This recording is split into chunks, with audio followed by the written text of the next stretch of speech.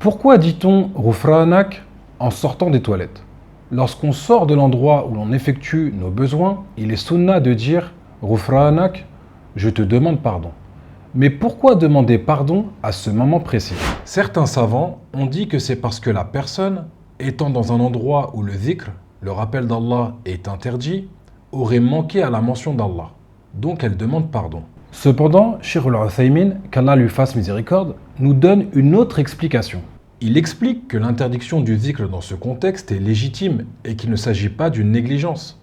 Comme pour la femme en période de menstrue qui est empêchée de prier, sans que cela soit une faute en soi. La meilleure explication selon lui, c'est la suivante. Ce qui est plus juste comme explication, c'est que lorsque la personne se soulage et se débarrasse du mal physique, elle se rappelle du mal des péchés et elle invoque alors Allah pour qu'il l'en délivre, tout comme il l'a délivré du mal corporel.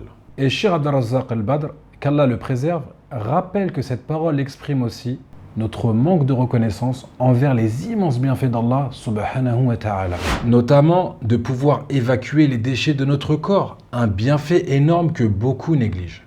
Imagine si tu ne pouvais pas évacuer ton urine ou tes selles pendant plusieurs jours. Ton corps s'empoisonnerait de l'intérieur, tomberait gravement malade et finirait par mourir.